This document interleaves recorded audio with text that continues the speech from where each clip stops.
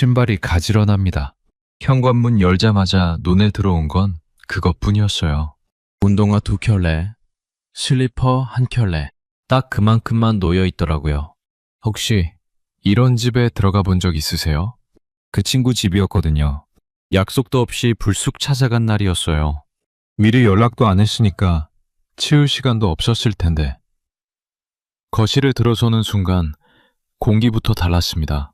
테이블 위에 리모컨 하나, 물컵 하나, 그게 전부였어요. 소파 쿠션은 반듯하게 세워져 있고 주방 싱크대에는 물기 한 방울 없더라고요. 이상한 건 그 다음이었습니다. 그 친구가 차를 내려주면서 찻잔을 꺼내는데 찬장 안이 훤히 보이는 거예요. 컵이 4개, 접시가 6장, 그릇 전체를 한눈에 셀 수 있었습니다. 저희 집 찬장은 문을 열면 뭐가 쏟아질까봐 조심해야 하거든요. 그때 묘한 감정이 올라왔어요. 부러움도 아니고 부끄러움도 아닌데 뭔가 묵직한 게 가슴 한쪽을 눌렀습니다. 아마 이 집에 발을 들여놓는 순간 나도 모르게 우리 집이 떠올랐던 거겠죠. 나름 주말마다 청소기 돌리고 걸레질까지 했는데 돌아서면 어느새 식탁 위에 택배 상자가 쌓이고 거실 구석에 비닐봉지가 하나둘 늘어나는 그 풍경 말입니다. 그 사람 집과 우리 집, 뭐가 다른 걸까? 면적도 비슷하고 가족 수도 비슷한데 왜 그 집은 늘 저 모양이고 우리 집은 늘 이 모양일까? 그때는 그냥 성격 차이라고 넘겼습니다. 저 사람은 원래 깔끔한 사람이고 나는 좀 덜한 사람이라고요. 근데 나중에 알게 된 게 있어요. 그게 성격이 아니었더라고요. 습관도 아니었습니다. 오늘 이 이야기를 끝까지 들으시면 깨끗한 집을 유지하는 사람들이 매일 뭘 하고 뭘 안 하는지 그 비밀이 하나씩 풀리실 겁니다. 그리고 아마 영상이 끝날 즈음엔 당장 서랍 하나 열어보고 싶은 마음이 드실 거예요. 혹시 지금 떠오르는 분 계세요? 집이 늘 깨끗한 그 사람. 댓글에 그 사람 특징 하나만 적어주세요. 우리 엄마는 항상 싱크대부터 닦는다. 그 친구는 물건을 안 산다. 이런 거면 됩니다. 구독, 좋아요 눌러주시고 한번 같이 들여다볼까요? 우리 집 이야기를 좀 해볼게요. 토요일 오전 마음 먹고 대청소를 했습니다. 청소기 돌리고 화장실 때 밀고 냉장고 정리까지 했어요. 끝나고 거실에 딱 앉았을 때 그 기분 아시죠? 뿌듯하고 개운하고 이 상태 영원히 가면 좋겠다 싶은 그 마음이요. 월요일 저녁에 일을 보고 돌아왔더니 식탁 위에 우편물 3장, 과자봉지 2개, 열쇠, 핸드폰 충전기가 올려져 있더라고요. 수요일쯤 되니까 소파 옆에 빨래 바구니가 자리를 잡았습니다. 금요일에는 토요일에 청소했다는 사실 자체를 잊어버렸어요. 이거 저만 그런 건 아닐 겁니다. 분명히 치웠는데 일주일이면 원상복구되는 그 현상. 마치 집이 스스로 어질러지는 것 같은 그 느낌 말이에요. 재밌는 게 뭐냐면 그 과정을 잘 들여다보면 어질러지는 순간이 있거든요. 현관문 열고 들어오면서 열쇠를 식탁에 툭 놓는 그 한 동작. 잠깐만 여기 놓자 하고 올려놓은 택배 상자. 내일 입으려고 소파 위에 걸쳐둔 외투. 하나하나는 별거 아닌데 그게 이틀이면 5개가 되고 사흘이면 10개가 됩니다. 한번 쌓이기 시작하면 이 정도면 뭐 하는 마음이 생기고 그 마음이 허락하는 만큼 물건은 계속 늘어나요. 한 가지 들여다볼 게 있어요. 그때 저는 대청소를 했거든요. 한 번에 몰아서 크게 힘들게. 근데 그 친구 집에서 제가 본 건 전혀 다른 장면이었습니다. 차를 마시다가 물이 테이블에 한 방울 튀었는데 그 친구가 대화하면서 자연스럽게 손을 뻗어서 행주로 닦더라고요. 대화가 끊기지도 않았어요. 그냥 손이 알아서 움직이는 것처럼 보였습니다. 그때는 몰랐어요. 그 작은 차이가 이렇게까지 큰 결과를 만든다는 걸.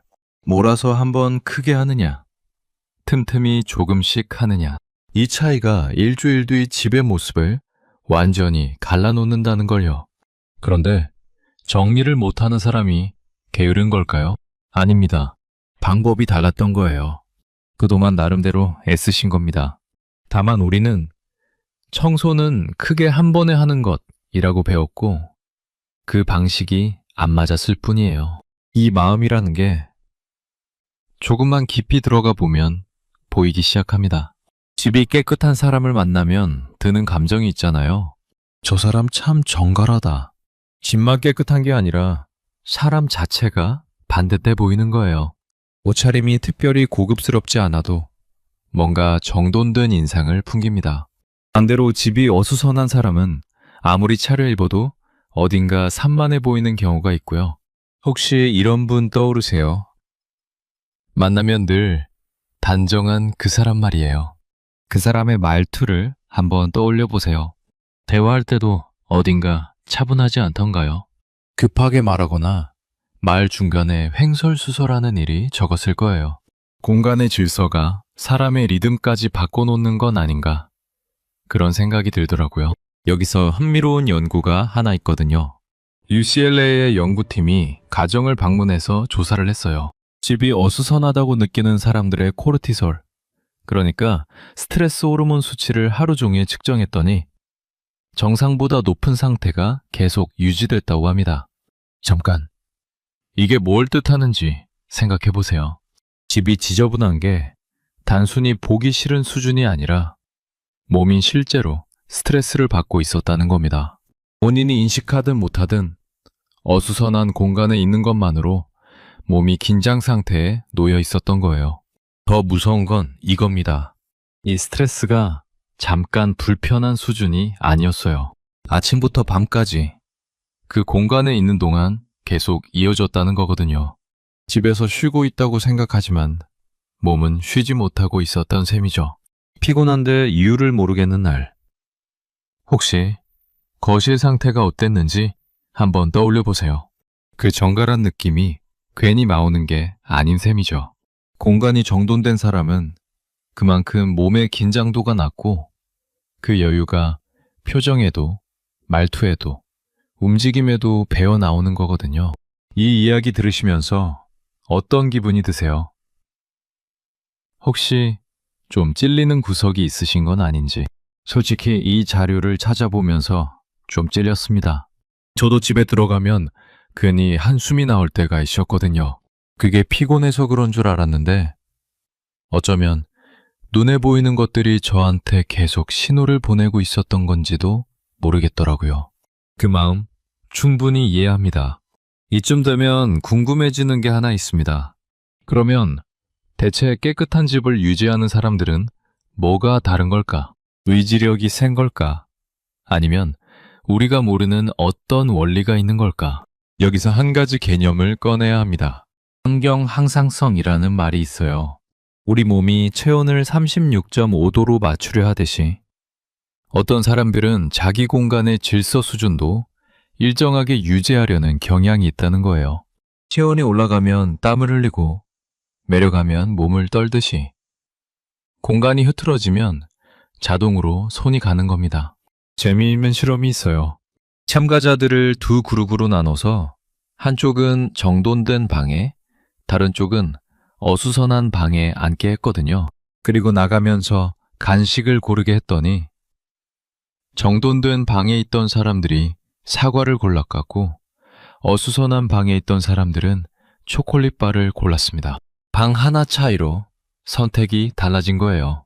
이건 의지력 문제가 아니었어요.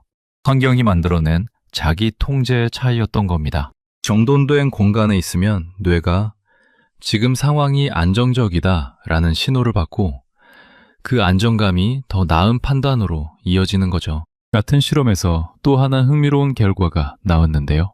정돈된 방에 있던 사람들이 기부금도 더 많이 냈다고 합니다. 자기 통제뿐 아니라 타인에 대한 배려까지 닫아진 거예요. 공간 하나가 사람의 마음폭까지 바꿔놓은 셈이죠. 결국 이겁니다. 집을 깨끗하게 유지하는 사람이 의지가 강한 게 아니라 깨끗한 환경이 그 사람의 의지를 강하게 만들어주고 있었던 거예요. 순서가 반대였던 겁니다. 알게 된 것만으로 이미 달라지기 시작한 거예요. 지금 이걸 듣고 계신 분은 이미 한 발 내디딘 겁니다. 근데 정말 그럴까요? 그러면 우리도 집만 깨끗하게 만들면 다 해결되는 걸까요? 호텔 생각을 해보세요. 여행 가서 호텔 방에 딱 들어갔을 때 머리가 맑아지는 그 느낌 있잖아요. 침대 하나, 탁자 하나, 조명 하나. 물건이 거의 없으니까 눈이 편하고, 눈이 편하니까 머리가 가벼워지는 거거든요. 근데 잘 생각해보면 호텔이 우리 집보다 좋은 침대를 쓰는 것도 아니에요. 베개가 특별히 편한 것도 아니고요. 다른 건 딱 하나. 눈에 보이는 물건이 적다는 것뿐입니다. 그런데도 들어서자마자 어깨가 내려가요. 그게 착각일까요? 아니면 뇌가 진짜로 반응하는 걸까요? 이걸 뇌 영상으로 확인해 봤더니 시각적으로 어수선한 환경에 놓이면 뇌의 주의 집중 자원이 불필요한 물건들한테 분산된다는 거예요. 책상 위에 물건이 10개 있으면 뇌가 그 10개를 다 처리하느라 에너지를 쓴다는 겁니다. 그러니까 호텔에서 편한 이유가 침대가 좋아서만은 아닌 거예요. 눈에 보이는 것 자체가 적으니까 뇌가 쉴 수 있었던 겁니다. 아마 호텔에서 편안했던 건 가구 때문이 아니었을 거예요. 비어있는 공간 자체가 선물이었던 거죠. 이걸 우리 집에 대입하면 어떻게 되냐? 냉장고를 정리하고 나면 괜히 요리가 하고 싶어지고 서랍 하나 비우면 기분이 가벼워지는 거. 그게 기분 탓이 아니었어요. 뇌가 실제로 여유를 되찾은 거거든요. 여러분, 집 거실을 한번 떠올려 보세요. 지금 테이블 위에 뭐가 몇 개 올려져 있으세요? 혹시 부모님 집이나 배우자분 공간도 비슷하진 않으세요? 5개 이상이면 좀 많은 편이고 10개가 넘으면 그 테이블은 사실상 창고 역할을 하고 있는 겁니다. 두 가지 중에 본인은 어디에 가까운지 한번 생각해 보세요. 테이블 위가 늘 비어있는 쪽인가요? 아니면 뭔가 항상 올려져 있는 쪽인가요? 깨끗한 집을 유지하는 사람 중에 제가 아는 분이 한 분 계세요. 이분 이야기를 좀 해드릴게요. 이분이 특별한 사람이냐? 전혀 아닙니다. 평범한 분이에요. 다만 한 가지가 독특했어요. 이분 집에 놀러 가면 항상 뭔가를 닦고 있더라고요. 대화하면서 식탁을 쓱 한번 닦고 자리에서 일어나면서 쿠션을 툭 쳐서 세우고 부엌에 물 마시러 가면서 싱크대에 놓인 컵 하나를 씻어요. 한 번에 크게 하는 게 아니라 틈틈이 조금씩 숨 쉬듯이 합니다. 처음엔 좀 신기했어요. 저 사람은 강박인가? 그런 생각도 잠깐 했거든요. 근데 가만 보니까 전혀 긴장된 모습이 아니었어요. 오히려 가장 편안해 보였습니다. 닦으면서 웃고 치우면서 대화하고 그게 그 사람한테는 숨 쉬는 것만큼 자연스러운 거더라고요. 이분도 처음부터 그랬던 게 아닙니다. 나중에 물어봤더니 예전에는 본인도 주말에 몰아서 청소하는 스타일이었대요. 근데 어느 날 너무 지쳐서 이렇게는 못하겠다 싶었고 그때부터 지나가면서 하나씩 치우기 시작한 거래요. 그게 쌓이니까 주말 대청소가 필요 없어진 거죠. 일이 뭐가 대단하냐고 생각하실 수도 있어요. 그런데 65세 이상 노인을 대상으로 연구한 결과가 놀랍거든요. 가벼운 집안일을 꾸준히 한 그룹이 기억력은 12%, 주의력은 14% 높았습니다. 이거 운동 효과랑 맞먹는 수치예요. 헬스장을 안 가도 집에서 걸레질하고 정리하는 것만으로 뇌가 젊어지고 있었다는 겁니다. 그분이 또렷하게 사시는 이유가 여기 있었을지도 모릅니다. 이걸 알아보면서 느낀 건데요. 우리가 집안일을 너무 귀찮은 노동으로만 봤던 것 같아요. 빨래 개고 설거지하는 게 뇌를 위한 운동이었다니 좀 억울하지 않으세요? 진작 알았으면 투덜거리지 않았을 텐데 말이에요.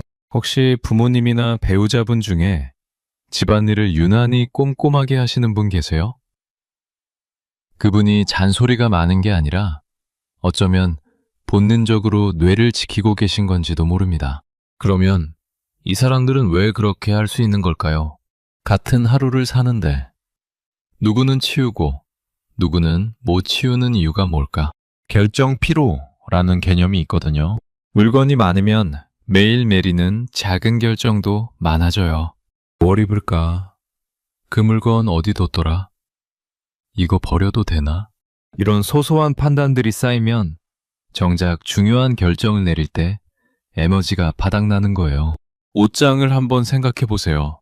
옷이 30벌이시면 아침마다 고르는 데만 몇 분이 걸려요. 근데 10벌만 있으면 그 고민 자체가 사라지잖아요. 물건이 적은 사람은 이 피로 자체가 적습니다. 고를 게 없으니까 고민할 일도 없고 찾을 게 없으니까 헤맬 일도 없는 거죠. 물건이 많으면 뇌가 산만해지고 산만해지면 판단력이 떨어지고 판단력이 떨어지면 정리할 의욕도 사라지고 그러면 물건이 더 쌓이는 악순환. 반대로 물건이 적으면 뇌가 편해지고 편해지면 통제감이 생기고 통제감이 생기면 더 치우게 되는 선순환이 돌아가는 겁니다. 이 질문들 지금 본인한테 하고 계신 거 아닌가요? 나는 어느 쪽 순환에 있지? 몰랐다고 자책하실 필요 없습니다. 이건 아무도 안 알려줬으니까요. 여러분 스스로한테 한번 물어보세요. 지금 내 공간은 나를 편하게 해주고 있나? 아니면 나를 지치게 하고 있나? 이 질문 앞에서 뭔가 떠오르는 장면이 있으세요?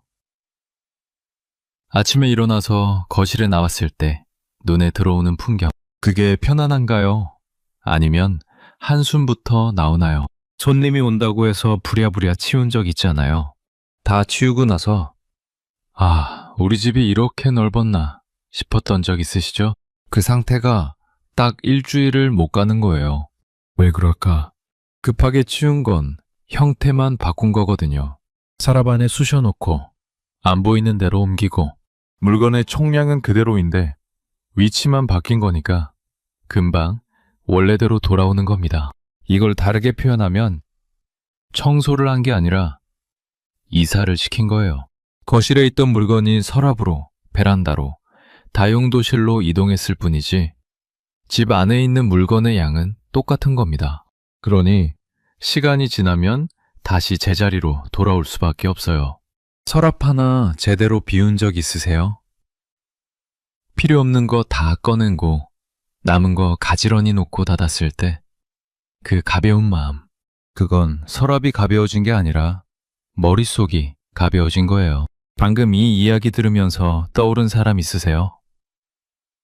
늘 잔소리처럼 치워라, 정리해라 하시던 그분 말이에요. 좀 억울하지 않으셨습니까? 그 잔소리가 사실은 맞는 말이었던 거잖아요. 천천히 생각해 보셔도 됩니다. 급할 거 없어요. 다만 뭔가 하나쯤 해볼 수 있는 게 있다면 이야기해 드릴게요. 실천이라고 해서 거창한 거 아닙니다. 말로는 쉽지 현실은 다르다는 거 저도 잘 알아요. 아침에 눈 뜨자마자 대청소할 힘이 어디 있겠어요. 그래서 작게 가야 합니다. 원터치 규칙이라는 게 있어요. 물건을 손에 잡았으면 그 자리에서 바로 제자리에 놓는 겁니다. 택배를 뜯었으면 상자를 바로 접어서 버리고 외투를 벗었으면 바로 걸고 컵을 다 마셨으면 바로 씻는 거예요. 나중에 라는 말을 안 쓰는 겁니다. 이거 별것 아닌 것 같은데 해보시면 알아요. 나중에가 사라지는 순간 물건이 쌓일 틈이 없어집니다. 지금 당장 오늘 저녁에 집에 가시면 한번 해보세요. 현관에서 신발 벗자마자 가지런히 놓기. 그 하나만 해보시는 겁니다. 내일도 하고 모레도 하면 사흘째부터는 손이 알아서 움직여요. 습관 연결이라는 방법도 있거든요. 이미 하고 있는 행동 뒤에 정리 습관을 붙이는 거예요. 양치한 다음에 세면대 한번 닦기. 밥 먹은 다음에 바로 설거지. 잠자리에 들기 전 거실 한 바퀴 돌면서 물건 제자리에 놓기. 새로운 습관을 만드는 게 아니라 있는 습관에 얻는 거라서 부담이 적습니다. 특히 잠자리 들기 전 10분이 중요해요. 하루의 마지막에 딱 10분만 거실이랑 주방을 원래 상태로 돌려놓는 겁니다. 아침에 눈 떠서 나왔을 때 깨끗한 거실이 눈에 들어오면 그날 하루의 시작이 달라지거든요. 이건 제가 직접 해봤는데 진짜 다릅니다. 아침 기분이 바뀌니까 하루 전체가 바뀌더라고요. 그리고 제가 좀 전에 말씀드린 그 친구한테 들은 말이 있어요. 안 사는 게 치우는 것보다 쉽다고 하더라고요. 물건을 집에 안 들이는 겁니다. 마트에서 이거 필요할 것 같은데 싶으면 하루만 기다려보세요. 내일도 생각나면 그때 사는 거예요. 이것만으로 집에 들어오는 물건이 절반으로 줄어요. 여러분은 지금 어떻게 하고 계세요? 본인만의 정리 비결이 있으시면 댓글로 알려주세요. 나는 이렇게 한다 한 줄이면 됩니다. 다른 분들한테도 큰 도움이 될 거예요. 작은 것 하나만 바꿔도 충분합니다. 내일 아침 이불 하나만 개보세요. 그게 시작이에요. 오늘 끝까지 들어주신 분들 한 가지만 기억하셨으면 합니다. 집을 치우는 건 집을 위한 게 아니에요. 내 머릿속을 치우는 거예요. 서랍 하나 비우면 생각 하나가 가벼워지고 테이블 위를 닦으면 마음 한켠이 맑아지는 거거든요. 아까 그 친구 집 이야기로 돌아가 볼게요. 신발 3켤레, 컵 4개, 접시 6장. 그 사람이 특별한 게 아니었어요. 그냥 매일 조금씩 숨 쉬듯이 치운 사람이었을 뿐입니다. 그리고 그게 그 사람의 몸과 마음과 표정까지 바꿔놓은 거예요. 외적 질서가 내적 평온을 만든다. 간단한 말인데 오늘 이야기를 다 듣고 나니까 좀 다르게 들리지 않으세요? 여기까지 와주신 분들 같은 고민을 하고 있다는 것만으로 이미 같은 편입니다. 혼자 애쓰고 계신 거 아니에요. 이 마음이 조금이라도 전해졌다면 좋아요 한번 눌러주시면 저한테 큰 힘이 됩니다. 비슷한 경험 있으신 분은 댓글로 나눠주세요. 읽으면서 저도 많이 배우거든요. 아직 구독 안 하신 분은 구독 눌러두시면 이런 이야기 계속 가져오겠습니다. 45세 김순자 씨는 매달 연금 150만 원으로 생활하고 있어요. 남편을 3년 전에 떠나보내고 혼자 살기 시작한 뒤부터 어쩐지 저축이 매달 줄기만 해요. 사치를 하는 것도 아닌데 김순자 씨는 작은 수첩을 들여다보며 고개를 갸우뚱했어요. 근처 친구들은 같은 연금을 받으면서도 어쩐지 여행도 다니고 손주 선물도 사주고 있더라고요. 그래서 제 자금의 20%인가요?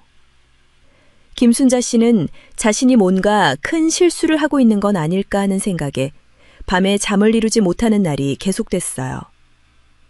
그러던 어느 날 마트에서 우연히 만난 옛 동료 최정숙 씨로부터 충격적인 한마디를 듣게 돼요. 순자 언니, 설마 월요일에 장 보는 건 아니시죠? 그날은 5월의 상쾌한 월요일 오전이었어요. 김순자 씨는 늘 그렇듯 에코백을 들고 역 앞 한빛마트로 향했어요. 문을 연 지 얼마 안 된 오전 9시쯤. 월요일이라 한산해서 좋다고 생각하며 채소 코너로 발걸음을 옮겼어요. 어머! 순자 언니! 뒤를 돌아보니 20년 전에 함께 일했던 최정숙 씨가 거의 빈 카트를 끌고 서 있었어요. 68세인 최정숙 씨는 김순자 씨보다 7살 어리지만 언제나 젊고 활기차 보여요. 어머, 정숙 씨, 이렇게 일찍 웬일이에요? 오늘은 그냥 구경만 좀 하려고요. 최정숙 씨가 조금 머쓱한 표정으로 말했죠. 언니, 오늘 장 보세요. 응? 채소랑 고기 조금. 최정숙 씨의 표정이 조금 어두워졌어요. 순자 언니, 실례지만 매달 생활비가 빠듯하지 않으세요? 김순자 씨는 놀라서 눈을 크게 떴어요. 네, 그걸 어떻게... 왜냐면 월요일에 장을 보고 계시잖아요. 최정숙 씨가 부드럽게 말했어요. 사실은요, 장 보는 요일에 따라 한 달 지출이 20만 원에서 30만 원이나 달라져요. 김순자 씨는 믿을 수 없다는 표정을 지었어요. 요일에 따라 그게 말이 돼요? 정말이에요. 저도 5년 전까지는 몰랐어요. 그런데 어떤 분에게 배우고 나서 생활이 극적으로 바뀌었어요. 최정숙 씨는 카트를 옆으로 밀어두고 진지한 표정으로 이어 말했어요.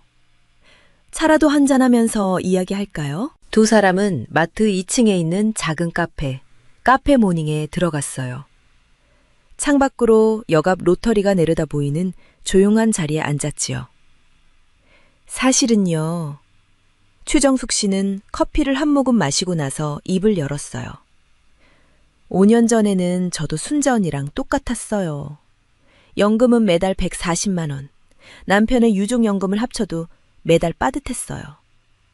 그런데 근처에 사는 이영희 씨라는 분을 우연히 만나고 인생이 바뀌었어요. 그분은 80세 여성인데 연금은 저보다 적으면서 매년 온천 여행을 다니고 손주 생일 선물도 사줘요. 처음에는 부유한 집안인가 싶었는데 어느 날 이영희 씨가 이렇게 말했지요. 정숙 씨, 월요일이랑 금요일에는 절대 장 보면 안 돼요. 김순자 씨는 목소리를 낮췄어요. 그게 다예요. 처음엔 저도 안 믿었어요. 최정숙 씨는 고개를 끄덕였어요. 그런데 이영희 씨가 자세히 알려주셨어요. 마트의 가격 전략, 그 비밀을요. 최정숙 씨는 작은 수첩을 꺼냈어요. 거기에는 요일별 장보기 목록과 금액이 빼곡하게 적혀 있었죠. 보세요. 이게 5년 전 제 기록이에요. 최정숙 씨는 오래된 페이지를 펼쳤어요. 월요일에 산 한 주치 식재료비가 약 7만 7천 원. 같은 내용을 목요일에 산 주에는 약 5만 2천 원. 차익이 약 2만 4천 원이에요. 김순자 씨는 믿기 어렵다는 표정으로 수첩을 들여다봤어요.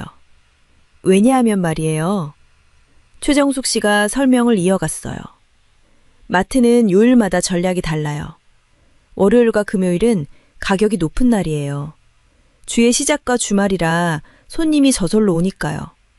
그래서 특가 행사를 안 해요. 수요일은 손님을 모으는 날이라 눈에 띄는 상품을 내걸고 특가를 해요. 그리고 토요일과 일요일은 가격이 높은 날이고요.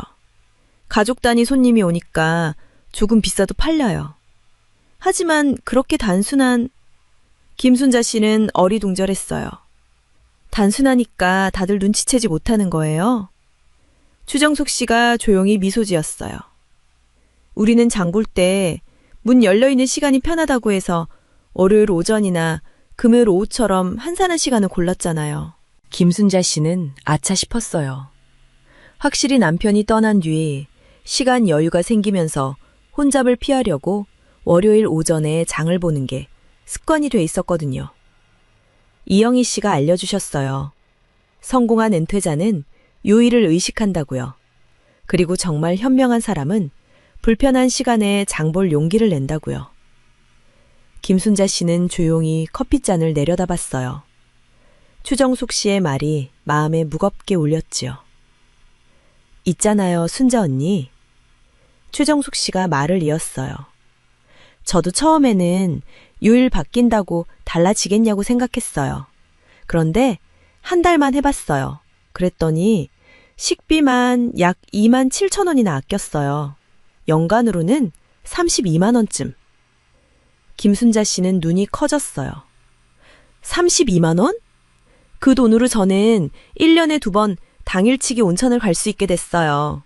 손주 생일에도 제대로 된 선물을 사줄 수 있었고요. 무엇보다 매달 통장을 확인해도 불안하지 않게 됐어요. 김순자 씨의 마음에 작은 희망이 피어나기 시작했어요. 하지만 동시에 의문도 생겼죠. 그래도 정말 그것뿐이에요? 다른 비밀은 없어요. 최정숙 씨가 미소 지으며 다시 수첩을 펼쳤어요. 비밀은 더 있어요. 요일뿐만이 아니에요. 시간대 상품 고르는 법, 사는 순서 전부 이유가 있어요. 이영희 씨는 그걸 요일의 법칙이라고 불러요. 김순자 씨는 살면서 처음으로 자신이 모르는 것의 크기를 실감했어요. 75년을 살아오면서 장복이라는 일상적인 행동에 이렇게 깊은 지혜가 담겨 있을 줄은 몰랐지요. 저에게도 알려주세요. 김순자 씨가 조금 부끄러운 듯 하지만 진지하게 부탁했어요. 최정숙 씨는 기쁜 듯 고개를 끄덕였어요. 물론이죠. 그런데 순자 언니, 이건 단순한 절약 기술이 아니에요. 이영희 씨가 말했어요. 돈 쓰는 방식은 곧 사는 방식 그 자체라고요. 그 말이 김순자 씨의 마음에 깊이 새겨졌어요. 그 다음 주 수요일, 김순자 씨는 약속대로 최정숙 씨와 함께 이영희 씨 집을 찾아갔어요. 이영희 씨는 작은 단독주택에 혼자 사는 80세 여성으로 현관 앞에는 정성스럽게 가꾼 작은 화단이 있었지요. 어머, 어서 오세요. 이영희 씨가 온화한 미소로 두 사람을 맞았어요. 김순자 씨는 이 작은 키의 할머니, 어디에 비밀이 숨어 있는 건지 반신반의했어요. 그런데 이영희 씨 집에 발을 들이는 순간 김순자 씨는 무언가를 느꼈어요. 소박하지만 따뜻하고 군더더기 없지만 가난해 보이지 않는, 마치 오랜 세월 정성스럽게 골라 남은 것들만 놓여 있는 그런 공간이었어요. 자, 차라도 한잔 해요. 이영희 씨는 부엌으로 사라졌어요. 김순자 씨는 최정숙 씨에게 작은 목소리로 물었지요. 정말 이분이 알려주시는 거예요? 최정숙 씨는 조용히 고개를 끄덕였어요. 이영희 씨는 원래 평범한 주부였대요. 그런데 지혜만으로 노후를 풍요롭게 만든 분이에요. 이영희 씨가 정성스럽게 우려낸 녹차를 앞에 두고 세 사람은 작은 테이블에 둘러앉았어요. 이영희 씨는 벽장에서 낡은 가계부를 꺼내 테이블 위에 조용히 올려놓았지요. 제가 이 요일의 법칙을 깨달은 건 벌써 30년도 더 된 일이에요. 이영희 씨가 차분하게 이야기를 시작했어요. 당시엔 남편 월급만으로는 부족해서 매달 힘들었어요. 어느 날 같은 마트에서 같은 상품을 화요일과 금요일에 사서 비교해봤어요. 그랬더니 양배추 한 통이 화요일에는 706원이었는데 금요일에는 14402원이었지 뭐예요. 김순자 씨는 나도 모르게 소리를 냈어요. 2배나 차이가 나네요? 네, 2배예요. 이영희 씨는 조용히 고개를 끄덕였어요. 그때부터 기록을 시작했어요. 매주 요일별로 가격을 적었고 1년 뒤에는 분명한 경향이 보였지요. 이영희 씨는 가계부를 천천히 펼쳤어요. 오래된 종이에 가는 글씨로 숫자가 빽빽하게 적혀 있었지요. 보세요. 이게 제가 발견한 요일의 법칙이에요. 이영희 씨가 손가락으로 짚어가며 설명했어요. 월요일은 주의 시작이라 주부들이 장을 보러 와요. 마트는 특가를 안 해도 팔리니까 가격이 높은 편이에요. 화요일은 손님이 줄어요. 그래서 마트가 특가 상품을 내놔요.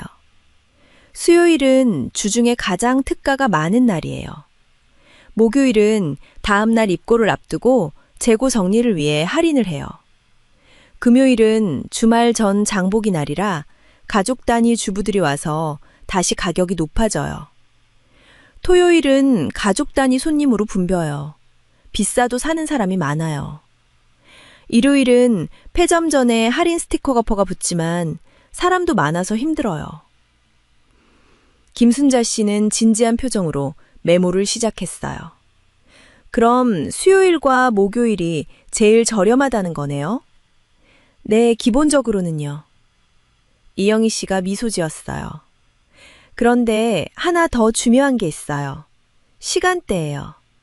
수요일이라도 아침 9시에 가는 거랑 오후 3시에 가는 건 완전히 달라요. 왜죠? 김순자 씨가 몸을 앞으로 기울였어요. 오후 5시부터 4시 사이에 많은 마트가 저녁 할인을 시작해요. 고기나 생선 반찬거리에 빨간 할인 스티커가 붙지요. 최대 반값이 되기도 하고요. 그런데 아침에 사면 원래 가격을 내는 거예요. 김순자 씨는 망연자실했어요. 자신은 계속 월요일 오전 4시에 장을 봐왔거든요. 가장 손해보는 요일에 가장 손해보는 시간대예요. 이영희 씨, 김순자 씨가 용기를 내 물었지요. 저는 계속 월요일 오전에 장을 봤었어요. 한 달에 얼마나 손해를 본 걸까요? 이영희 씨는 잠시 생각하다 말했어요. 혼자 사신다면 아마 매달 4만 5천 원에서 6만 원쯤은 더 내고 있었을 거예요. 김순자 씨 얼굴이 창백해졌어요. 연간으로는 50만 원이 훌쩍 넘는 돈이에요. 네, 이영희 씨가 다정하게 이어 말했어요. 그런데 순자 씨, 너무 낙담하지 마세요. 오늘 알았으니 오늘부터 고치면 돼요. 과거는 바꿀 수 없지만 내일의 수요일은 바꿀 수 있어요.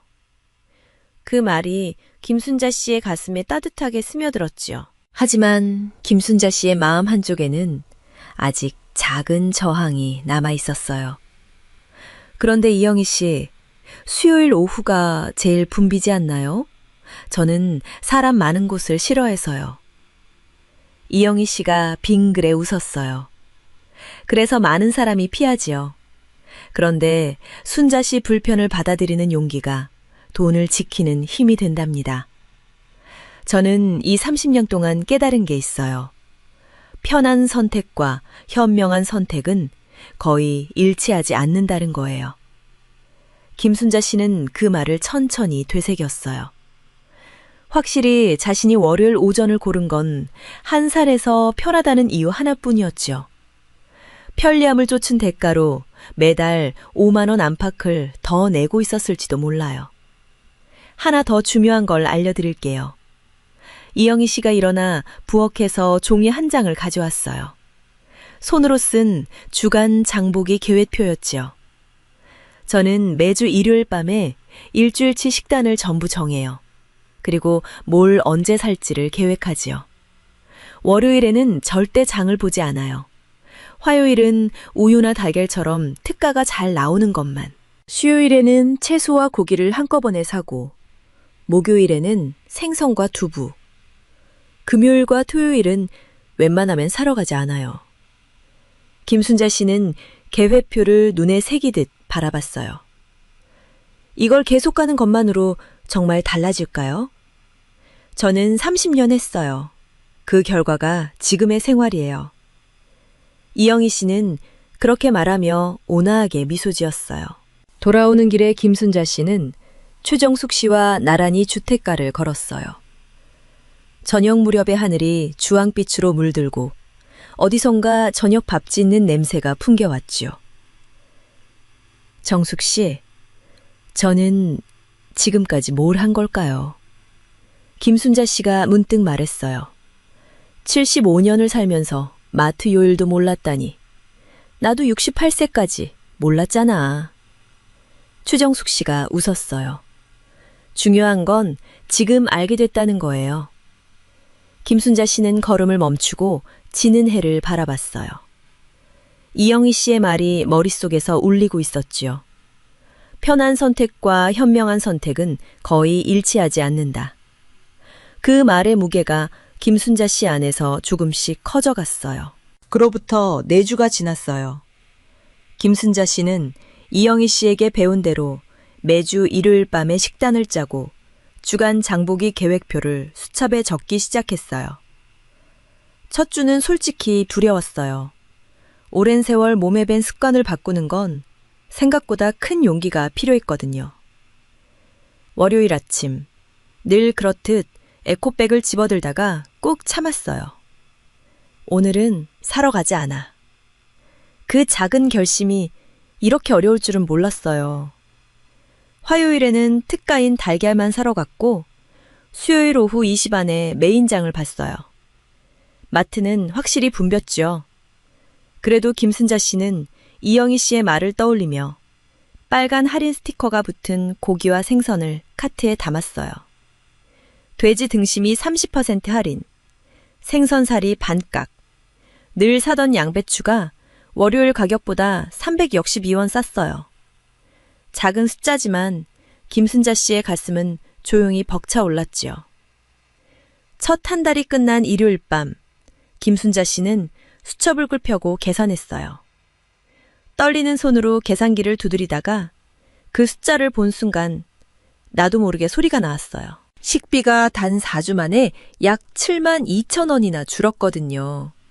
먹는 내용은 바꾸지 않았어요. 음식의 질도 낮추지 않았고요. 바꾼 건 장보러 가는 요일과 시간뿐이었어요. 김순자 씨는 한동안 그 숫자를 가만히 들여다봤지요. 남편이 떠난 뒤 3년 동안 매달 20만 원씩 저축이 줄고 있었어요. 그 원인의 상당 부분이 혹시 이런 단순한 일이었을까요? 분함과 희망이 동시에 가슴에서 뒤섞였어요. 김순자 씨는 이영희 씨에게 보고하러 갔어요. 약 7만 2천 원을 아꼈어요 라고 하자 이영희 씨는 기쁜 듯 눈을 가늘게 떴어요. 잘 됐네요. 그런데 순자 씨, 그게 전부가 아니에요. 이영희 씨는 차를 따르며 이어 말했지요. 요일을 의식하게 되면 점점 계획하는 힘이 자라요. 식단을 짜니까 식재료를 버리지 않게 되고, 안 버리니까 쓸데없는 걸 사지 않고, 쓸데없는 걸 안 사니까 돈이 남아요. 전부 이어져 있어요. 김순자 씨는 깊이 고개를 끄덕였어요. 확실히 이 한 달 동안 냉장고 안이 달라졌지요.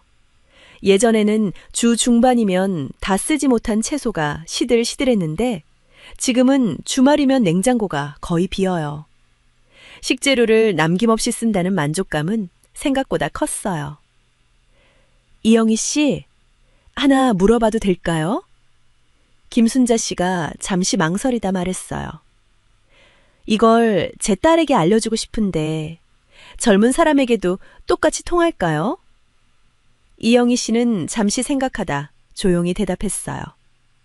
오히려 젊은 사람일수록 더 빨리 알았으면 좋겠어요. 제가 30년 전에 깨달은 걸 딸분이 지금 알면 30년치의 돈이 달라지는 거예요. 순자 씨가 지금 알았다고 늦은 건 절대 아니에요. 그래도 딸분이라면 지금 알면 더 좋지요. 그 말을 듣고 김순자 씨는 결심했어요. 이번 주말 딸 미영이에게 전화해야지. 돈 이야기는 조금 부담스럽지만 이건 중요한 일이니까요. 그 주말 딸 김미영 씨가 손주를 데리고 놀러 왔어요. 미영 씨는 42세로 남편과 맞벌이하면서 두 아이를 키우고 있어요. 엄마, 요즘 좀 밝아 보여요. 미영 씨가 말했지요. 얼굴색이 달라졌어요. 김순자 씨는 미소 지으며 수첩을 꺼냈어요. 있잖아, 미영아. 엄마가 최근에 중요한 걸 배웠어. 미영 씨는 처음에 반신반의하는 표정이었어요. 요일에 따라 장보기 가격이 달라진다고. 그런 건 나도 알아. 하지만 김순자 씨가 구체적인 숫자를 보여주며 한 달 기록을 펼치자 미영 씨의 표정이 달라졌지요. 엄마, 한 달에 약 7만 2천 원이나 차이가 나. 그것도 월요일이랑 수요일 차이로. 응? 연간으로 하면 80만 원이 넘는 돈이야. 미영 씨는 한동안 말없이 수첩을 들여다봤어요. 나 주말에 몰아서 장 보는데 제일 비싼 날에. 김순자 씨는 다정하게 딸의 손을 잡았어요. 이제 알았으니 오늘부터 바꾸면 돼. 그걸 알려준 분이 엄마에게도 같은 말을 해줬단다. 그로부터 석 달이 지났어요. 김순자 씨의 매달 적자는 깨끗이 멈췄어요. 그뿐 아니라 매달 1만 8천 원쯤은 저축할 수 있게 됐지요. 연간으로는 20만 원 이상이에요. 3년 뒤에는 남편이 잠든 고향 온천지에 성묘를 겸한 여행을 갈 수 있는 셈이 돼요. 김순자 씨는 지금도 예전과 같은 음식을 먹고 같은 방식으로 살아가고 있어요. 달라진 건 행동하는 요일과 시간뿐이에요. 하지만 그 작은 변화가 매달의 불안을 희망으로 바꿔놓았지요. 인생에서 큰 변화는 언제나 작은 깨달음에서 시작돼요. 수십 년 동안 옳다고 믿었던 것이 사실은 틀렸다는 걸 아는 것. 그건 부끄러운 일이 아니라 성장하는 일이에요. 이영희 씨가 했던 말이 지금도 김순자 씨의 마음에 살아있어요. 편한 선택과 현명한 선택은 거의 일치하지 않는다. 하지만 현명한 선택을 계속한 끝에는 진짜 의미의 편안한 인생이 기다리고 있어요. 당신도 이번 주 수요일부터 시작해보지 않을래요? 월요일에 에코백을 수요일 오후로 옮기는 것만으로 당신의 노후는 조용하지만 분명하게 달라지기 시작할지도 몰라요. 이 이야기가 조금이라도 마음에 남았다면 구독과 좋아요를 부탁드려요. 그럼 다음 영상에서 다시 만나요.